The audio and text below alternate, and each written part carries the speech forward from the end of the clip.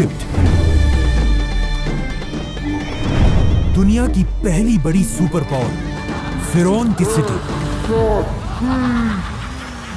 اسی ایجپٹ کے بارے میں آپ صلی اللہ علیہ وسلم نے اپنی وفات سے پہلے کلیئرلی بتا دیا تھا کہ تم مسلمان ضرور ایک دن ایجپٹ کو فتح کرو گے, لیکن یاد رکھنا جب تم ایجپٹ کو فتح کرو تو وہاں کے عام لوگوں کے ساتھ نیکی سے پیش آنا, کیونکہ وہ تمہارے رشتہ دار ہیں. ناؤ آپ صلی اللہ علیہ وسلم کی وفات کے کچھ ہی عرصے بعد مسلمانوں نے عمر بن خطاب کی لیڈرشپ میں رومن اور پرشین امپائر کو ہرا کر ان سے یہ سارے علاقے فتح کر لیے. لیکن جیسے ہی مسلمانوں نے یہ سارے علاقے فتح کیے, اچانک یہاں پر ایک بہت بڑا مسئلہ ہوا. ان نئے علاقوں میں ایک بہت ہی خطرناک بیماری طاعون ہر طرف پھیل گئی, جس سے مسلمانوں کی سپیڈ تو ختم ہو ہی گئی, لیکن اس بیماری سے مسلمانوں کے سارے بڑے جنرلز شہید ہو گئے. اور نئے جنرلز کو چانس ملا کہ وہ آگے آ کر مسلمانوں کو لیڈ کر سکیں. تو اب ان بڑے جنرلز کے شہید ہونے کی وجہ سے حضرت عمر نے ان علاقوں میں نئے جنرلز لگائے اور یہاں پر مسلمانوں کا آرمی چیف عمر بن عاص رضی اللہ تعالیٰ عنہ کو بنایا.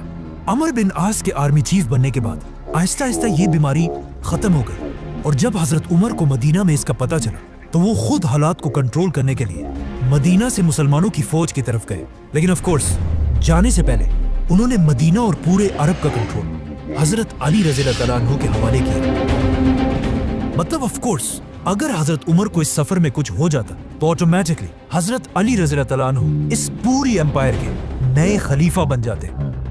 جیسے ہی حضرت عمر سیریا پہنچے, وہاں ان کی ملاقات نئے آرمی چیف عمر بن عاص سے ہوئی, اور انہوں نے خلیفہ عمر کے سامنے ایک نیا زبردست پلان رکھا کہ اب ہمیں رکنے کے بجائے ایک نئی دنیا کی طرف جانا چاہیے, ایجپٹ.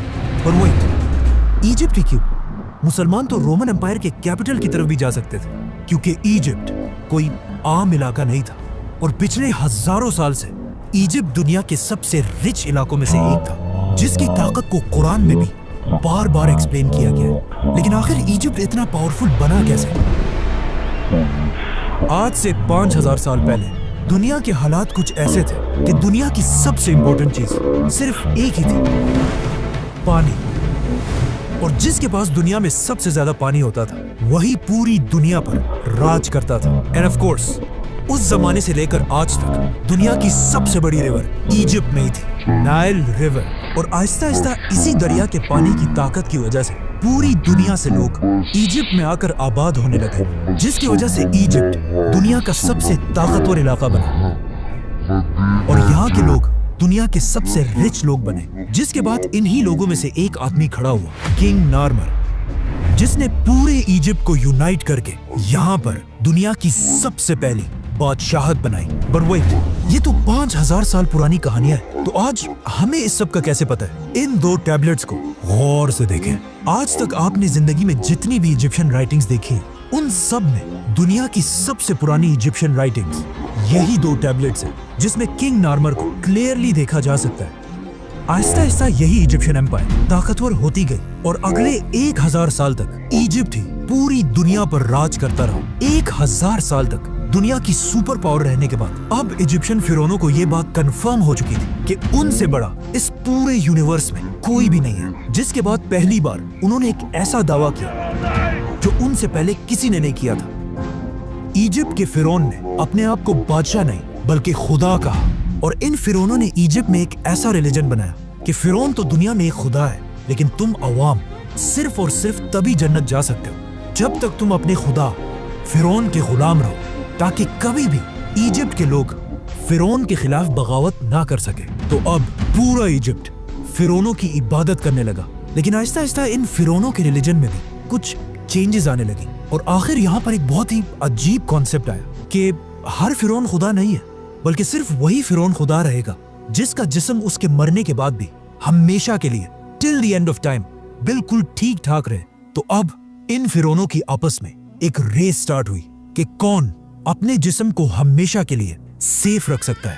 تو اب فرعون اپنے جسموں کے ساتھ ایکسپیریمنٹس کرنے لگے, جس سے دنیا میں پہلی بار ممیز کا کانسیپٹ آیا. تو اب جیسے ہی کوئی فرعون مرتا تھا تو اس زمانے کے سرجنز سب سے پہلے اس فرعون کے جسم سے سارا خون نکال دیتے تھے, اور اس کے بعد उस फिरौन की नाक में एक कुंडा, एक हुक डालकर उसके दिमाग को उसके नाक से ही बाहर खींच लेते थे, जिसके बाद उसके जिस्म से सारे ऑर्गन्स, लंग्स, जिगर, गुर्दे सब निकाल लिए जाते थे, लेकिन सिर्फ दिल को बिल्कुल सेफ एक जार में रख दिया जाता था। जिसके बाद इस फिरौन के खाली जिस्म को बहुत ही केयरफुली अगले 40 दिन के लिए पानी में रख दिया जाता था, और इस पानी में एक स्पेशल नमक मिक्स किया जाता था। 40 दिन के बाद फिरौन को निकालकर उसके खाली जिस्म को रेत से भर दिया जाता था, ताकि वो हमेशा के लिए अपने सही शेप में रहे। और फिर फाइनली फिरौन के जिस्म पर तेल और हनी लगाकर उसके जिस्म पर हमेशा के लिए व्हाइट पट्टियां बांधी जाती थी, और फिर उसे एक बहुत ही महंगे ताबूत में बंद कर दिया जाता था। इस ताबूत में फिरौन के जिस्म के साथ साथ खाने पीने की चीजें, बहुत सारा सोना, और मोस्ट इम्पोर्टेंटली उसका दिल उसके साथ दफना दिया जाता था। आहिस्ता आहिस्ता मरने के बाद हर फिरौन अपनी मम्मी बनाने लगा, और ये बिल्कुल एक आम सी बात बन गई। तो अब मरने के बाद खुदा बनने की ये रेस मम्मी से भी आगे निकल गई, और आने वाले नए फिरौन सिर्फ मम्मीज ही नहीं बल्कि अपने मम्मीज के ऊपर बड़ी बड़ी बिल्डिंग्स बनाने लगे, जो पहले तो सिर्फ नॉर्मल बिल्डिंग्स और टेम्पल्स थे, लेकिन आहिस्ता आहिस्ता ये बिल्डिंग्स बड़ी होती गई, और इस तरह दुनिया में पहली बार पिरामिड्स का कॉन्सेप्ट आया। तो अब जो भी फिरौन मरता था वो अपनी मम्मीज पर एक से बढ़कर एक बड़े बड़े पिरामिड्स बनाने लगे, और हर फिरौन ये चाहता था कि उसका पिरामिड पिछले फिरौन से भी बड़ा पिरामिड हो। और आहिस्ता आहिस्ता ये पिरामिड्स इतने बड़े हो गए कि आखिर एक फिरौन खुफू ने आज से 4,500 साल पहले दुनिया का सबसे बड़ा पिरामिड बनाया, the great pyramid of Giza. जब ये पिरामिड बनाया गया, ये उस जमाने में दुनिया की सबसे बड़ी बिल्डिंग थी, और अगले 3,500 साल तक दुनिया की सबसे बड़ी बिल्डिंग का टाइटल इसी पिरामिड के पास था। लेकिन 3,500 साल बाद आखिर इस पिरामिड का रिकॉर्ड लंदन के इस चर्च ने तोड़ दिया।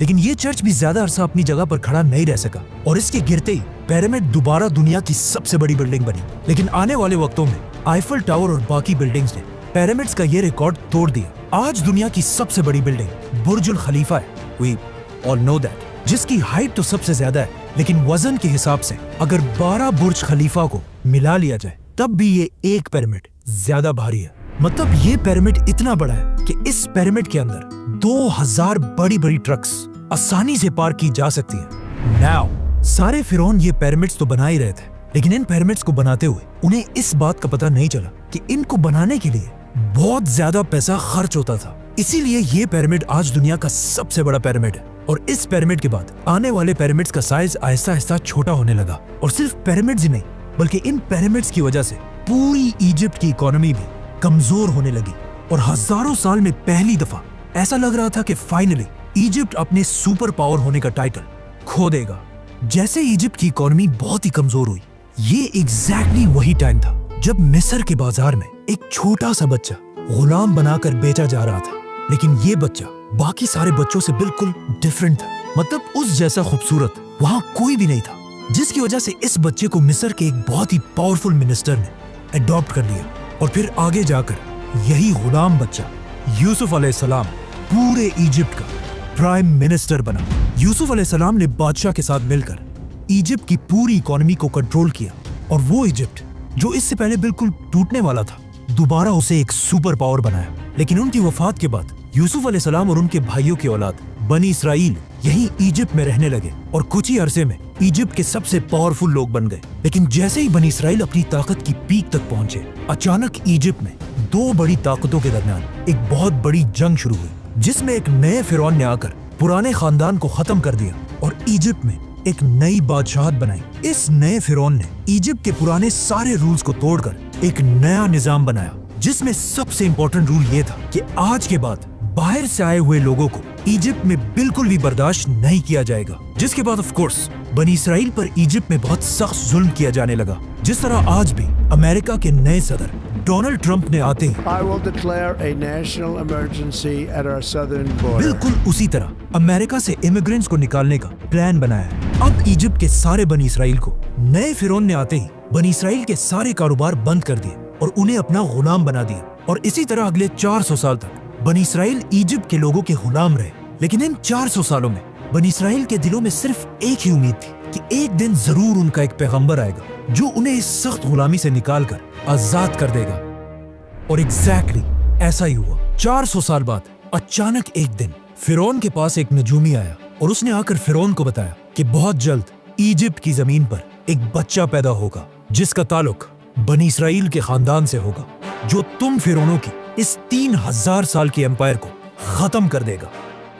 यह सुनकर फिरौन बिल्कुल हैरान रह गया और उसने फौरन हुक्म दिया कि बनी इसराइल में आज के बाद जो भी लड़का पैदा होगा उसको पैदा होते ही मार दिया जाए। जिसके बाद उसके सोल्जर्स हर घर में जाकर माओं से बच्चे छीनकर उनको मारने लगे, लेकिन जिस बच्चे को वो असल में ढूंढ रहे थे, मूसा अलैहिस्सलाम, वो उनके हाथ ना आ सका, उसे वो मार नहीं सके, बल्कि इस बच्चे को फिरौन अपने ही घर में पालने लगा। यहाँ से आगे जो हुआ वो हम सबको बताए। मतलब मूसा अलैहिस्सलाम ने पैगंबर बनने के बाद फिरौन के सामने आकर एक ही डिमांड रखी कि मेरे खानदान बनी इसराइल को गुलामी से आजाद कर दिया जाए। और बहुत सारे मिरेकल्स के बाद आखिर फिरौन ने उनकी बात मान ली और बनी इसराइल को आजाद करके इजिप्ट से निकलने की इजाजत दे दी। जिसके बाद बनी इसराइल के 6 लाख लोग एक ही रात में 400 साल के बाद इजिप्ट को छोड़कर फलस्तीन की तरफ रवाना हुए। लेकिन अचानक पता नहीं ऐसा क्या हुआ कि उस वक्त के फिरौन रैमसेस ने बनी इसराइल को इजाजत देने के बाद भी अपना किया हुआ वादा तोड़ दिया और अपनी पूरी फौज को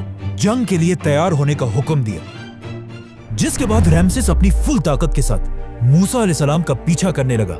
लेकिन जैसे ही वो बनी इसराइल को खत्म करने के लिए उनके बिल्कुल करीब पहुंचा, एग्जैक्ट उसी वक्त अल्लाह ने मूसा अलैहिस्सलाम और बनी इसराइल को बचा लिया और रैमसेस, फिरौन और उसकी पूरी फौज को इस पानी में गर्क कर दिया। अब यहाँ पर एक बहुत बड़ा मसला है कि मूसा अलैहिस्सलाम का जिक्र इजिप्ट की पूरी हिस्ट्री, टैबलेट्स, राइटिंग्स में कहीं भी नहीं है। मूसा अलैहिस्सलाम की स्टोरी हमें सिर्फ बाइबल और कुरान में मिलती है, लेकिन एक चीज हिस्ट्री और इन आसमानी किताबों में कॉमन है। मतलब आज दुनिया का हर हिस्टोरियन इस बात को मानता है कि मूसा अलैहिस्सलाम के दौर के फिरौन रैमसेस के मरने के बाद इजिप्ट कभी भी दोबारा अपने पैरों पर खड़ा नहीं हो सका। मतलब मूसा अलैहिस्सलाम ने सिर्फ एक फिरौन को नहीं बल्कि इजिप्ट के पिछले 3000 साल की हुकूमत को हमेशा के लिए खत्म करने की शुरुआत की थी। रैमसेस इजिप्ट का आखिरी बड़ा फिरौन था जिसने अपने आप को और अपनी पूरी फौज को अपने गुरूर की वजह से खत्म कर दिया था। जिसके बाद पूरी दुनिया को यह समझ आ गई कि फिरौन कोई खुदा नहीं बल्कि सिर्फ एक आम इंसान है। जिसके बाद यहाँ से पहली दफा इजिप्ट अपना सुपर पावर का टाइटल आहिस्ता आहिस्ता खोने लगा और यहाँ के हालात इतने खराब हुए कि आज तक इस दौर को डार्क एजेस के नाम से याद किया जाता है। जिसके कुछ ही अरसे बाद इजिप्ट के पास फलस्तीन में दुनिया की एक नई सुपर पावर सामने आई जिसके बादशाह का नाम था सुलेमान अलैहिस्सलाम। इसी तरह आने वाले वक्तों में इजिप्ट की ताकत कमजोर होती गई और इतनी कमजोर हुई कि बहुत सारी एम्पायर्स ने यहाँ पर हमला करके इसे फतह किया, जिनमें से एक बादशाह का नाम था अलेक्जेंडर द ग्रेट। लेकिन अलेक्जेंडर द ग्रेट की एम्पायर के बाद फाइनली एक नई super power the great Roman empire ने आखिर इजिप्ट को फुल ताकत के साथ फतह किया और अगले 600 साल तक रोमन एम्पायर ही इजिप्ट पर राज करती रही और कोई भी उनसे इजिप्ट छीन नहीं सका। लेकिन अब फाइनली 600 साल के बाद रसूलुल्लाह सल्लल्लाहु अलैहि वसल्लम की हदीस के पूरे होने का टाइम आ चुका था और मुसलमान उमर बिन खत्ताब की खिलाफत में रोमन एम्पायर से इजिप्ट छीनने के लिए उसके दरवाजे पर खड़े थे। सब्सक्राइब।